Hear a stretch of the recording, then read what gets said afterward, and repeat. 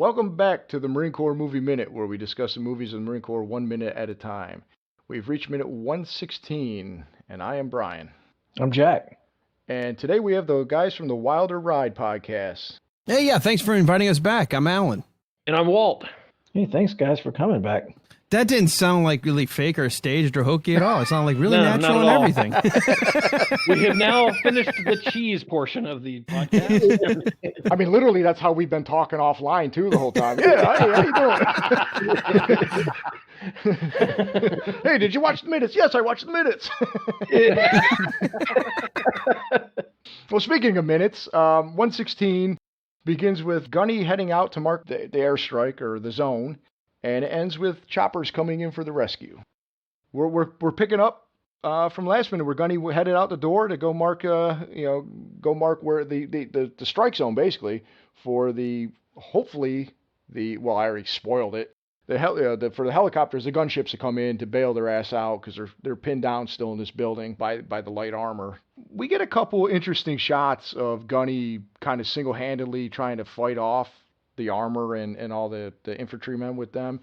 Perspective kind of changes a little bit because he kind of throws the smoke grenade in one direction, and all of a sudden he's standing behind the smoke grenade shooting back, and then he gets hit, and now he's laying face down on the ground. Basically, I think Gunny's dead, and the movie's over. You know, I had a lot of issue with some of the framing of these shots in this minute we're going to be talking about, including, which we'll get to, an incredibly missing infantryman, which I will mention when we get further in a minute, unless you guys have it in your notes. We noticed the helicopters hovering behind the trees, too, while the Marines are fighting behind the buildings. Yeah, waiting for the cue to say, okay, guys. To lift up. They're there for like 2 or 3 shots. And then they lift up, like, where are we waiting? Yeah, this minute's a little funny with the way things kind of present themselves. As far as, I know what you're talking about as far as that missing infantryman. It is towards the end of the minute, I think, if we're talking about the same thing. Yeah, you'll see a guy. I guess I could just explain it now, and then as we get to it, you'll see when the guys decide to start firing around the corner. You see him approaching from the building, the camera's tracking, and then it gets to the opening where you know that the enemy's, in the open area.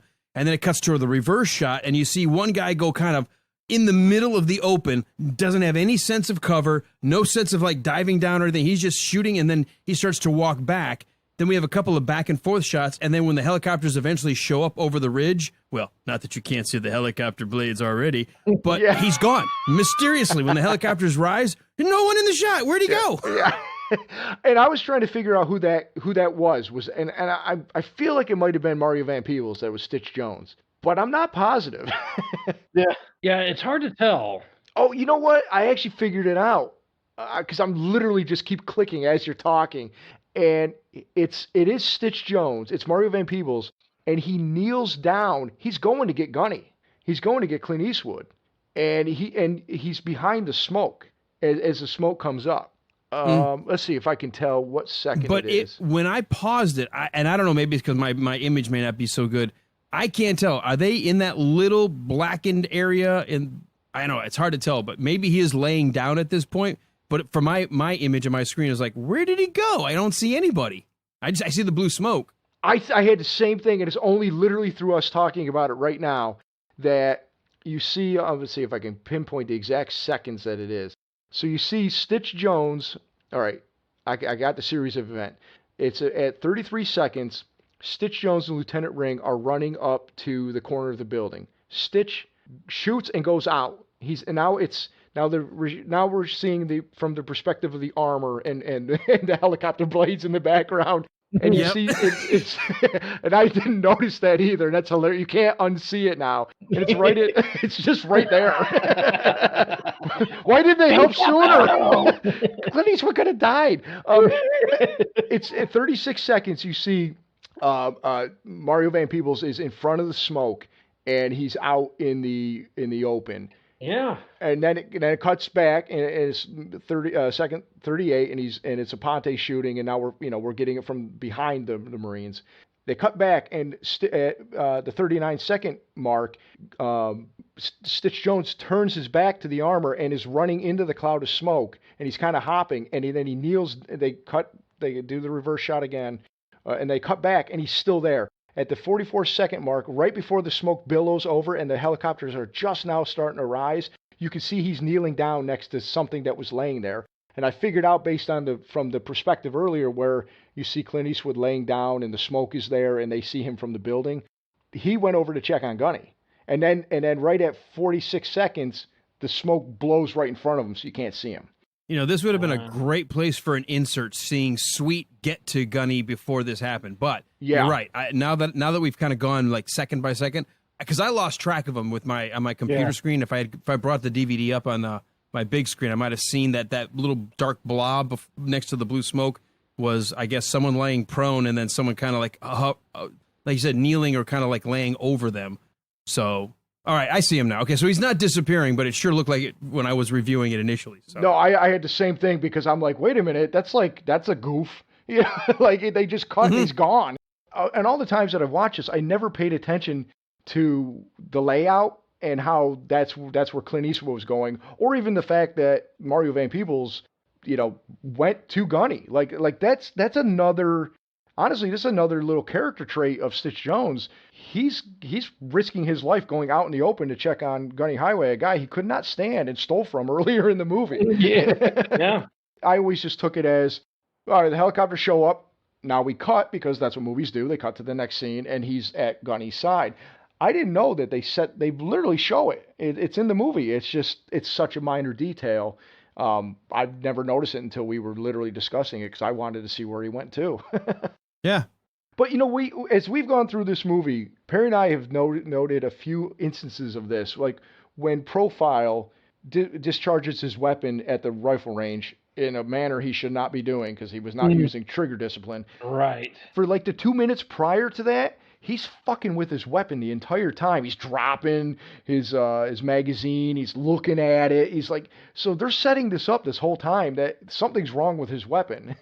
And I never noticed that before until we slowed it down. Cause you're focusing on, I think at that time, Gunny was talking to Forgetti and then Gunny was talking to Stitch. But this whole time that was going on in the background.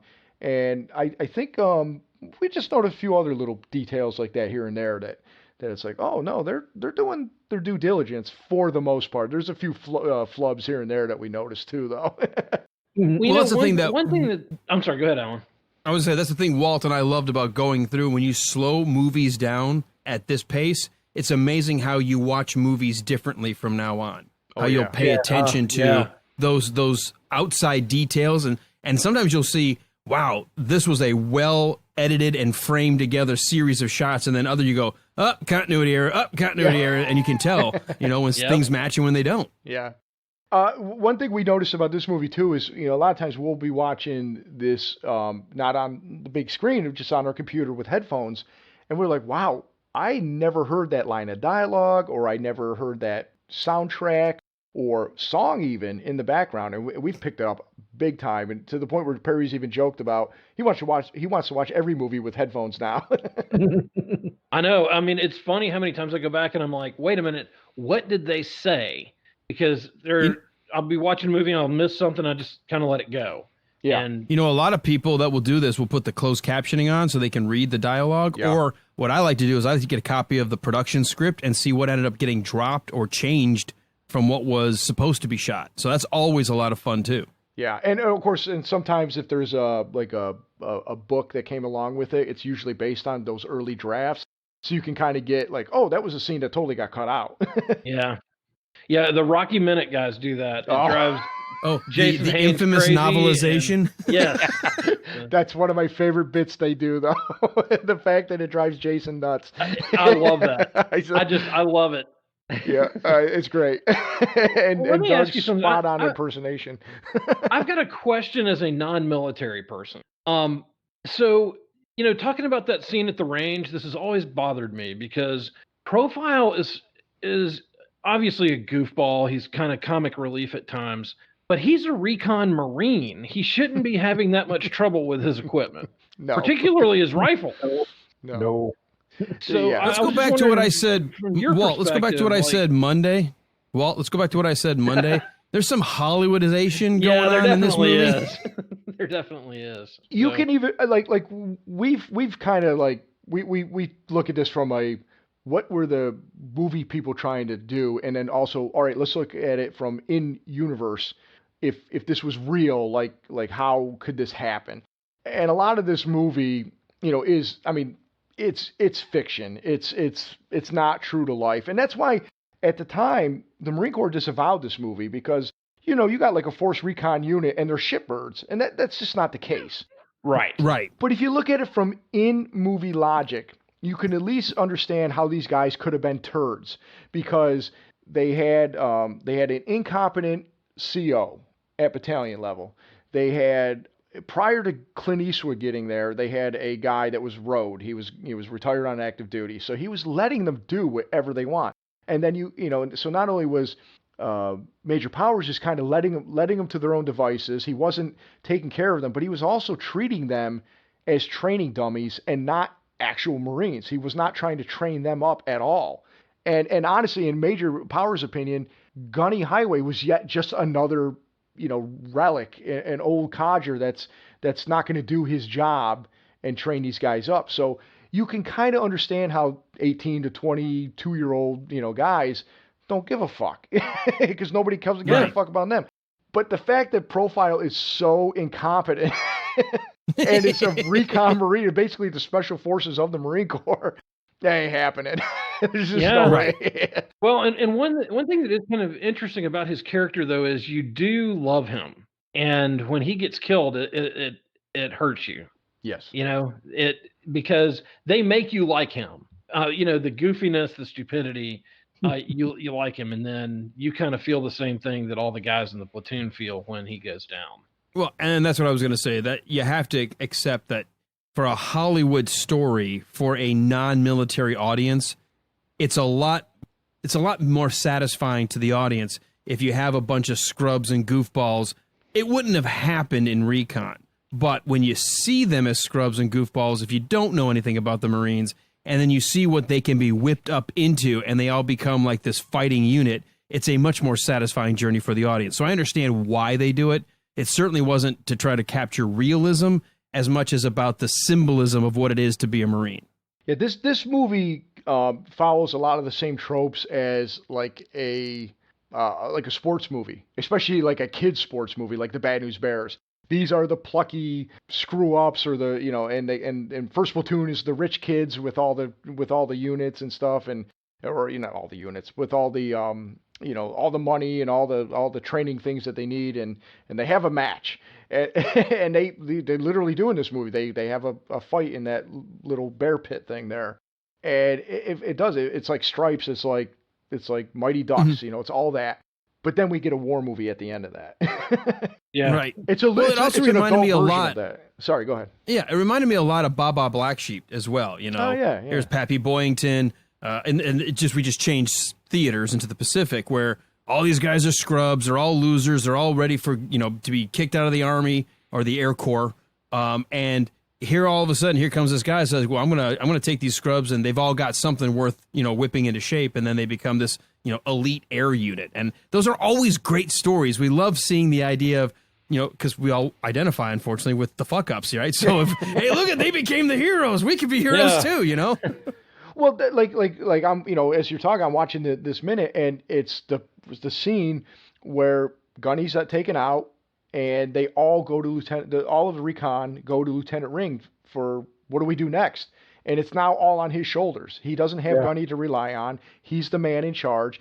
And as we've already discussed, he's the boot. He has no practical application of all the theories that he's studied, but it's up to him now. And it's kind of like, it's like the way that the camera pans in onto his face, and it's like a dramatic thing. And he's like, let's go. And he's stepping up, and he's making decisions, and we're going to go kick ass, basically. Yeah. And it's his journey as well. Jedi Master has taught them. Yeah. Now I become the master. Well, but Gunny unlocked in him, just like everybody else, the talent was there, but the practical application wasn't. He knew theory.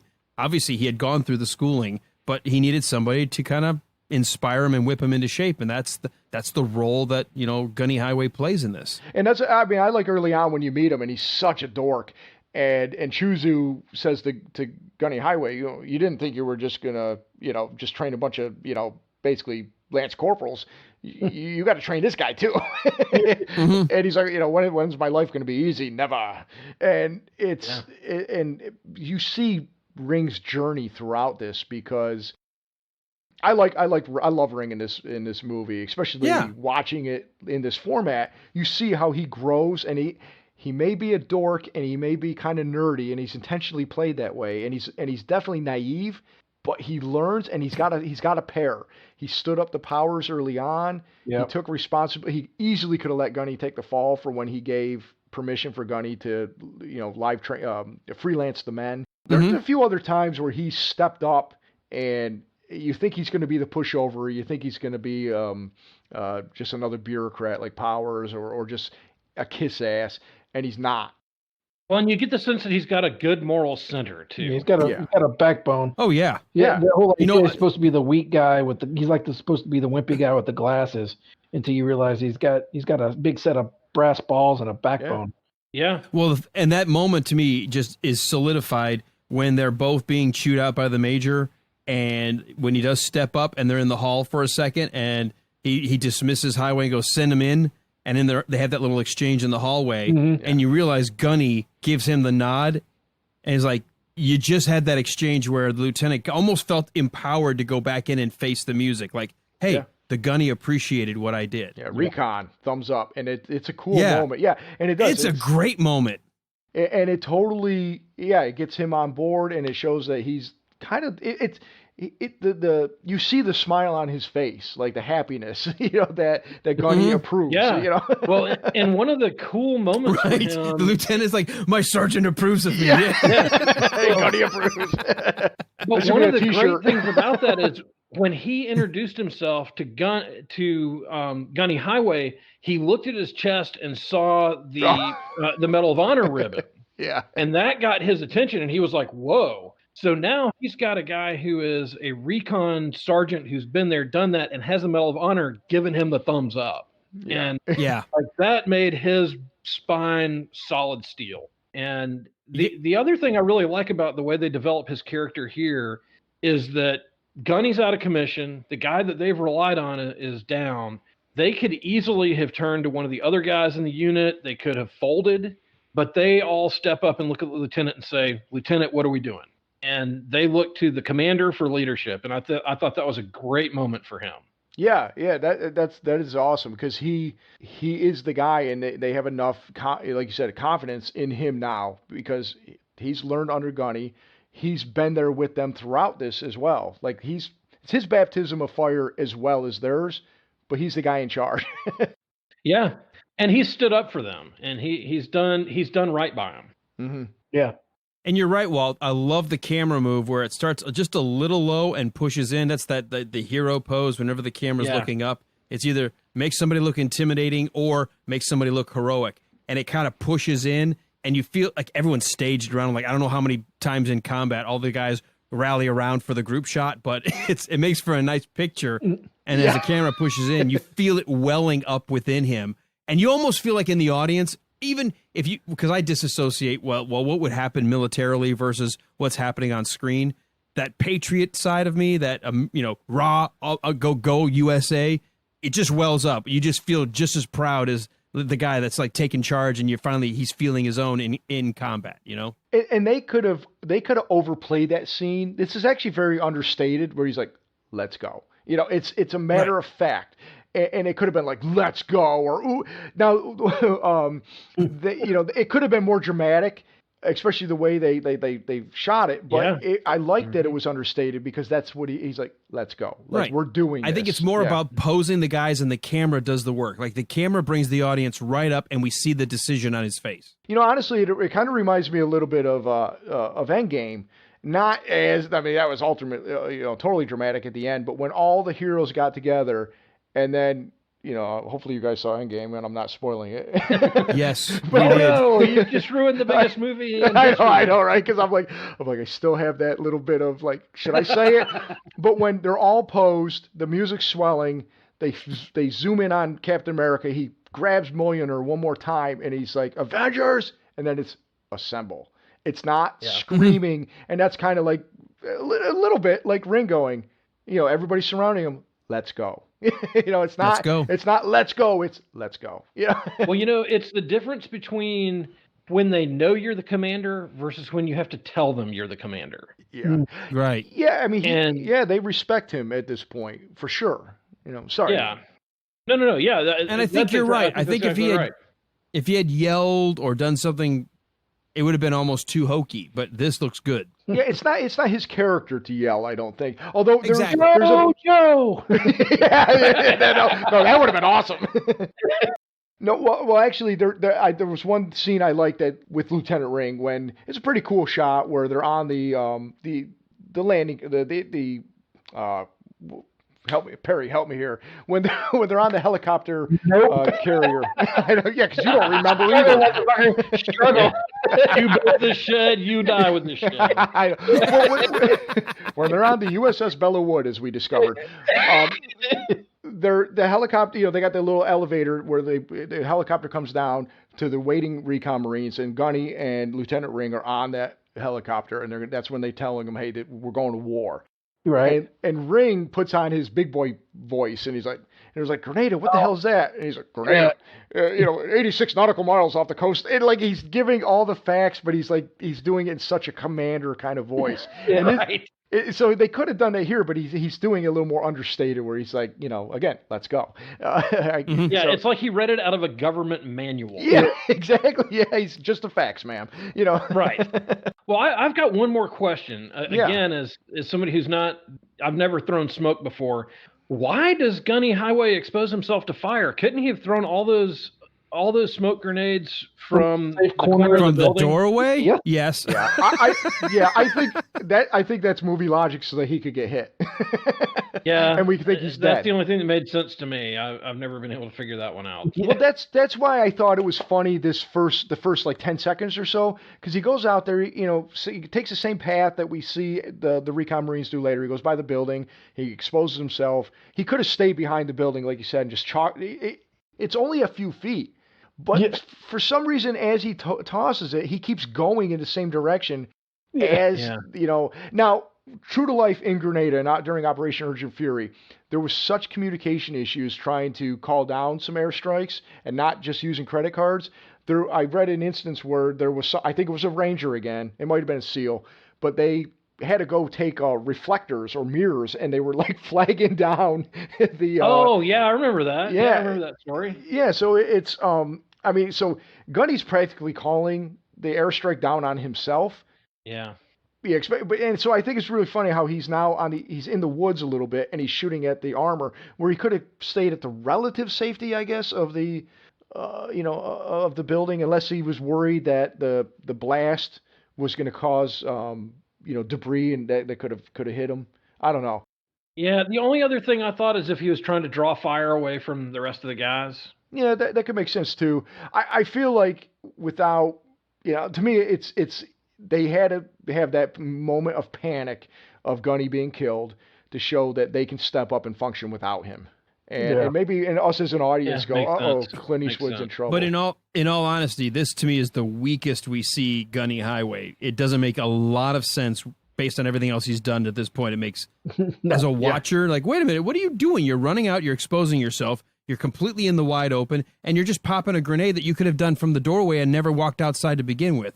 And then you realize, oh, it's for the script. Okay, the script told me I have to do this. Gotcha. Because he does just kind of toss it. He doesn't even throw it. And I mean, they're not that heavy. He just drops it. Yeah. In fact, and then when they show this shot of Stitch looking at him from the building, and he's just laying face down, looking all dead and stuff. He's sitting he's laying right next to the smoke.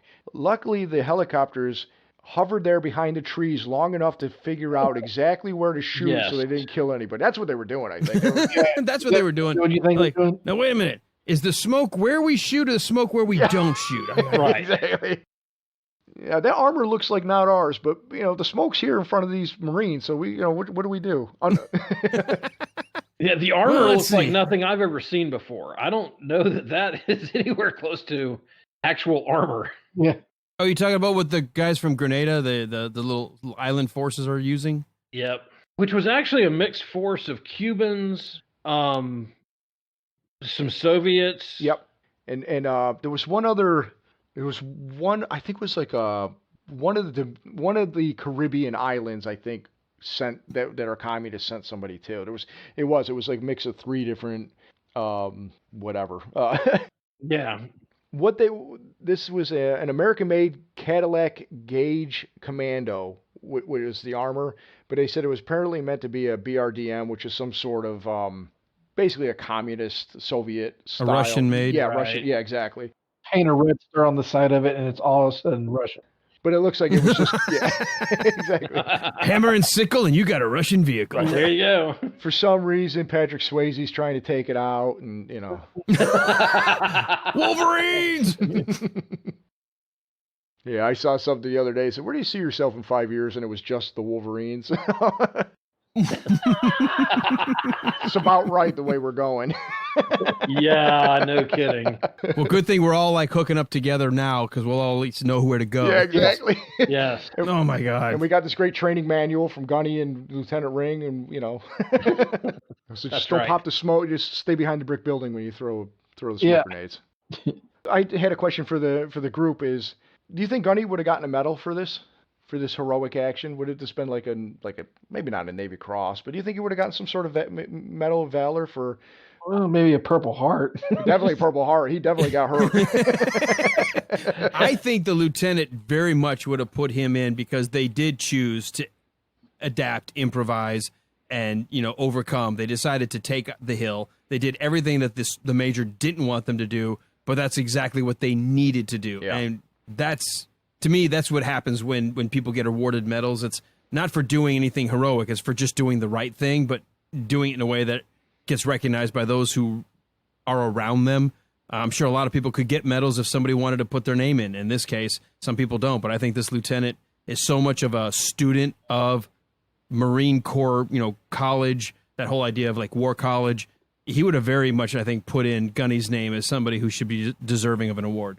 Yeah, I totally could see that. I was thinking, like, is this another CMH? But it's not enough to to justify it. But I was thinking, so here's the other thing I was thinking too is this was like a 3-day deal, but it was the first combat that we had really seen in years. So I think that things that might have gotten overlooked in World War II or Vietnam or even in the wars we have going now, because of the scale of the war, he might have been recognized for something like this that might have gotten overlooked somewhere else. Does that make sense? Now, yeah. And I've got numbers here. Did you guys go into, or are you planning to, and I shouldn't say it now, about in the actual assault on Grenada, how many on both sides were killed, wounded, or captured? Slightly, but please feel free. Well, I mean, it's kind of sad because it's almost identical. Actually, in some ways, you would have expected the U.S. to do better. By the end of this little skirmish, American forces had sustained about 19 killed and 116 wounded. Mm-hmm. The Cuban forces had 25 killed, which was 6 more, but only had 59 wounded. But they were able to. The U.S. captured 638 combatants who decided, "Oh shit, the U.S. is here. We're going to go ahead and surrender." So yeah, that's similar. That's the numbers I saw too. Yeah, that's exactly it. So, I mean, it's twice the number of wounded on the American side versus the Cuban side. Now, but they had some friendly fire accidents, and they also had a helicopter crash. They had a few. True. They had a few. That's what I'm saying. Like, they learned a lot from this invasion because things didn't go as smoothly as it could have. And I mean, obviously, people got hurt from combat too, but some of those numbers were inflated because of some of the. Right. But in answer to your question, because of the number of wounded, regardless of whether it was friendly fire or not, I definitely think Gunny would have been up for an award because it likely with this assault brought things to a close a lot faster. Yeah. Yes. Yeah, that's true. And I was really looking at it from the aspect of he put his body on the line to save his unit, Yeah. Yeah, I wasn't even factoring in the fact of what's going to happen shortly after this. And not to mention what they've already done. They were the ones, at least in this movie, who liberated the college. Right. Which, again, I don't know how much you guys have read about this or remember, but apparently that was a big snafu as well, because they got to the college and liberated all these students, and they were like, oh yeah, there's like 200 more at this completely other campus they didn't even know about, and so they had to like fight their way there, and then they saved those guys, and they were like, yeah, there's like 20 more somewhere else, and they're like, are you kidding me? Where are all these people? We gotta go, yeah, because they just didn't have the intel available, because who thought Grenada was gonna pop off like this? Oh, Right. yeah. Nobody had any idea. So, in fact, people now don't even know what Grenada was. Yeah, that's true. I'm sure most people don't. That like, we joked about the Forgotten War, I think, last minute, but yeah, I mean, aside from this movie and people who maybe kind of grew up around that time, people probably don't know much about it. I bet you a lot of people don't even know where Grenada is. In this exact same time frame where the U.S. had Grenada, the UK had the Falklands. Both of them are just like, what the hell? We're fighting over a little piece of island. So. Yeah. Yep. As a matter of fact, I read something that basically, I think Thatcher wasn't too happy with Reagan for going in here without consulting them first. And he's like, no, we're doing it. We're going in. Yeah, which is funny because he talked to her about everything. Yeah. He and Thatcher were very close. So, well, when this happened, there was a radio station in Atlanta that called the sheriff's department in Grenada, Mississippi, which is ironically my dad's hometown. And Grenada, Mississippi? Yeah, Grenada, Mississippi. I've been there. We're being invaded. I've been there. You remember, hey, Billy, you have been to Grenada, Mississippi? Yeah. I've been to Grenada. Yeah. You remember Howie, Billy? Yes. Yeah, he's from Grenada. I went there with him from Pensacola for a 96 one time. That's hilarious. I'm really sorry. Yeah, I've been to Grenada, Mississippi. Yeah, no shit. That is crazy. Well, the radio station, that is really funny. The radio station here in Atlanta calls the sheriff's department and says, hey, I understand Grenada is being invaded. Can you tell me what's going on? The sheriff doesn't know what's going on. I mean, the guy, he's probably half in the bag from the night before. And he's like, wait, what are you talking about? And he's like, yeah, the Marines are coming across Grenada Lake and, the invasion's going on. And he's like, I have no idea what you're talking about, but we're part of the United States. And hung up on him. And then he got his bullet out of his pocket and got ready. Exactly. He and Andy went. That's hilarious. Yeah, I bet that tape is out there somewhere. If I can find that on YouTube, I'll send it to you. But that is brilliant. It was great. God, you have been to Grenada, Mississippi. Woof. Yeah. Yeah, he's got he's got a map in his house where he puts a pin in every place he's been in. He's like, Grenada. Circle that. It was a lifelong dream. That is really funny. I mean, it's a great little town, but there's nothing there. There's a Walmart and. Yeah, I'm trying to remember. So long ago. Yeah, it was. Yeah, there wasn't a whole lot going on out of Grenada, Mississippi. Not much. Apparently the Marines invade. Well, apparently the Marines did invade. Yeah, since they invaded and they kind of got everything squared away, it's been a nice place to live. Yeah, he rescued some college students that were there for a while. Gosh, where would they have been? Lord. The community college, but there is actually a community college there, so I guess that would make sense. And so, yeah, that's funny, and it probably is about the size of the island. So, a lot of parallels here. Yeah. See, who knew? Yeah, maybe those guys just made a mistake. Yeah. They called the wrong Grenada. They thought they were calling the right one. Well, I was saying, I didn't think Reagan would want to send in Marines to to a small town, but nowadays it could totally happen. So. Yeah, I mean, we're not above that at this point. I know how I keep circling back to how shitty 2020 is. No kidding. Yeah, man. we've been skirting it. I don't know where your tone is with the audience, but yeah. Oh, Jesus Christ. Yeah, it's just one big 365-day shit show. Yeah. and there's 3 or 4 more months still to go. So. Yeah, that's right. We're not even in fourth quarter yet. Yeah. Oh, Jesus Christ, you're right. Well, I guess since we're bitching about 2020, I guess it's time to wrap up this minute. Why don't we talk about something a little more positive, like where the folks can find you? Well, we are with a podcast called The Wilder Ride. We've got a similar format, at least for the first couple of our seasons. But instead of looking at Marine Corps movies 1 minute of the movie at a time, we are called The Wilder Ride because we are looking at the movies of Gene Wilder 1 minute of his movies at a time. We started off with Young Frankenstein in season 1, Blazing Saddles in season 2. Third season, we kind of had to shift gears a little bit with what's going on in 2020 and turn it into more of a talk show. We always had the plan to do it's kind of a second show underneath the same label, rather than try to create a second podcast, just keep the same name and just put everything under one branding.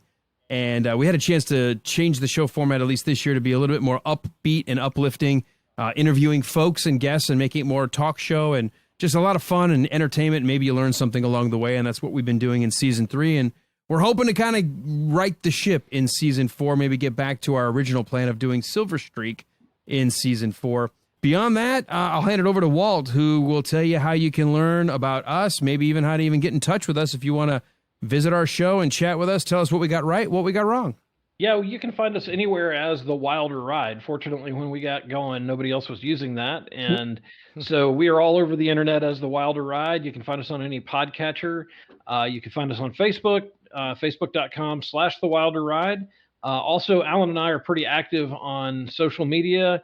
I know on Twitter, I do have a tendency to get a little political because I will insult just about any politician who says anything. So if that's not your bag, probably stay away from my Twitter. If you're saying stay away from yours, stay the fuck away from mine. Give Alan a wide berth. You had me at insulting politicians. You can find us all over social media. And like we had mentioned yesterday, the listeners group that we have is a great place to kind of track us, and you'll find all kinds of stuff there. This week was International Star Trek Day, so there's some Star Trek stuff out there, and just a lot of great stuff. So join us there, facebook.com/The Wilder Ride. Excellent, guys. And speaking of listeners groups, we have the Marine Corps Movie Minute Quarter Deck, so please, everybody, join us on our quarter deck. And Alan, Walt, Perry, let's go.